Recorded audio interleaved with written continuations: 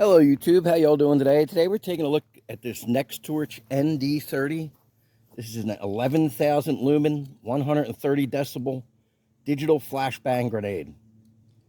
Now this is designed to fit in a standard flashbang pouch. It has a heavy duty aluminum casing. It's designed for thousands and thousands of uses.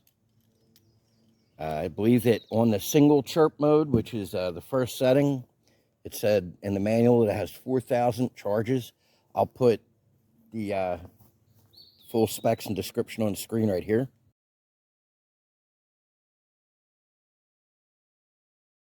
It's USB rechargeable, USB-C, comes with the cable.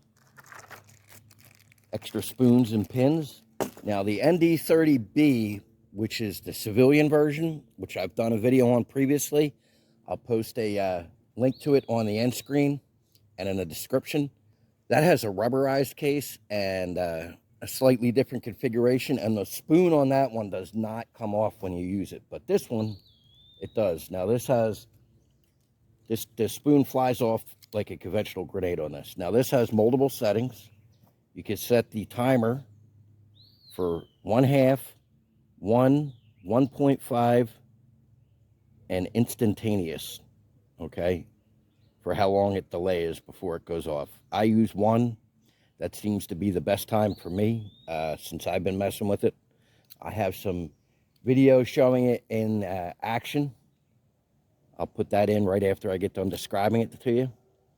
But we also have 4 different settings for the mode, and it's got a single beep, like a 1-second pulse, a 2-second pulse, and then like an 8-second pulse. I'll demonstrate these for you right here, okay? Now, just hold the spoon in, pull your pin out. Now, it's very easy to set the modes. You're just going to use the end of the pin right here. You can see it's curved, all right? So we're going to set it to the first mode, and we're on 1 ping, see? Now we're going to let it go and see what it does. Okay, that gives you a single chirp. Now, I am sure that my video camera is not catching how loud this is. Once the pin is released, let me put it to the next mode here. We're going to do the, I think it's a 1-second pulse. Okay.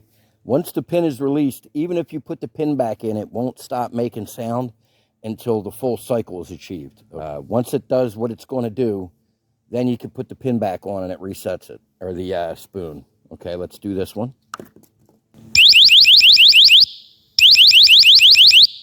Okay, so that's 2 1-second pulses.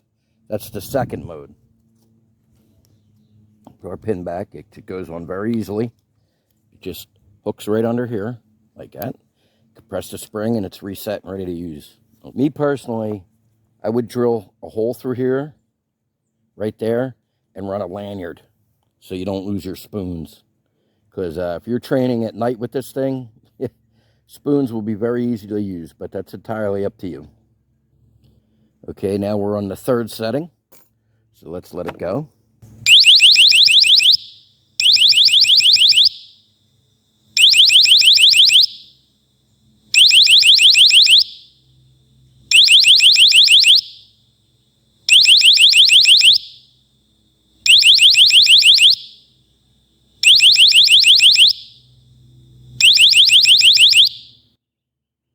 Okay, that gave us 8 1-second pulses, all right? Now, one thing I pointed out with the other one that's designed for citizens, if you kept this in your house for home defense and you thought someone was downstairs and you chucked this guy down the steps and this sucker starts going off, because this is really loud. Like, I don't know that if it comes across how loud and bright this is. Like, I'll put in like the deck of an aircraft carrier is at full tilt is 130 decibels. So I'll put in a demonstration here of something that's 130 decibels. You can hear how loud it is.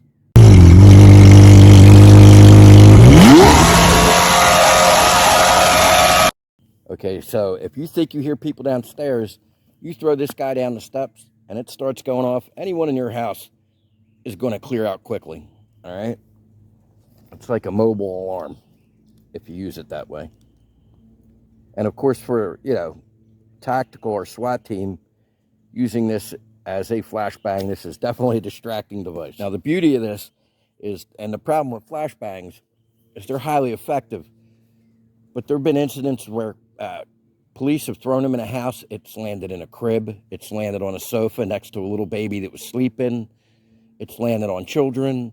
And there have been some serious injuries. There's even been a case or two where an officer setting up his gear detonated one and actually killed himself. So conventional flashbangs can be extremely dangerous. This, I mean, short of getting hit on the head with it when it's thrown in, there's no danger whatsoever to using this. Okay, now this is the maximum setting.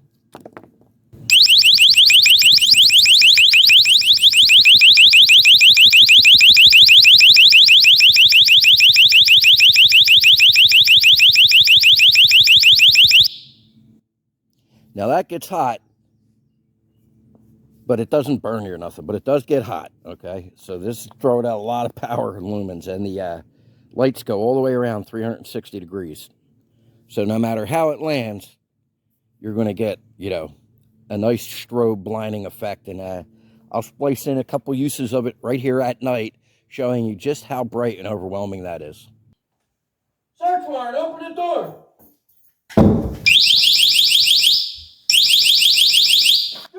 Get down.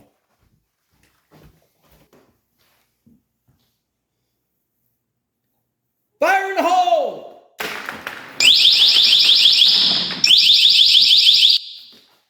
Get down! Get down!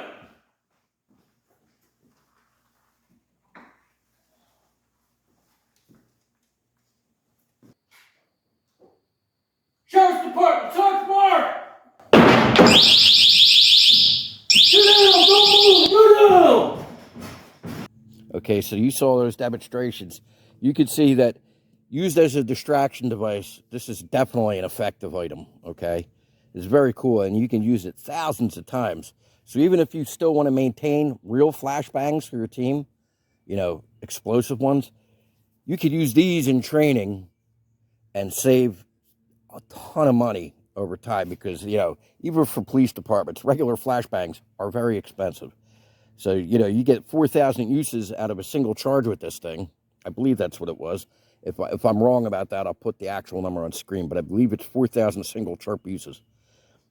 You know, and save your department a ton of money. And then when you go on your active deployments and live calls, you can use the pyrotechnic if that's your thing.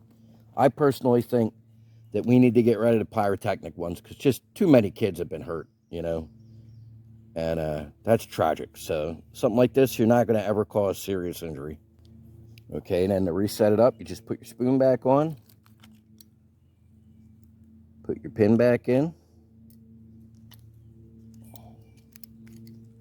and you can see the way this is designed. It's hooked, so it'll keep it from falling out, and you can put the pin in from either direction, whatever best suits your needs. And here's your charging port right here. Really simple to use, and this is an extremely heavy-duty unit, you know. I think it's rated for 3-meter fall. In my experience, you could take whatever the fall rating is for any given light and pretty much just double it, because essentially this is a super high power flashlight with an alarm in essence.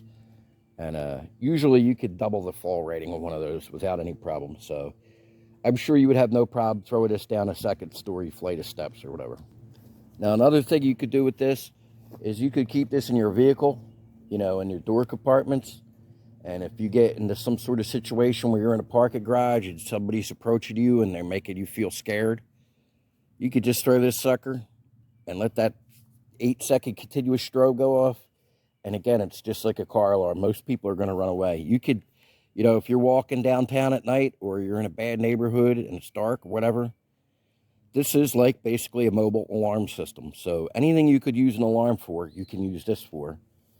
And on top of it, it's an excellent flashbang distraction device. And I think that this would be absolutely outstanding as part of your home defense plan.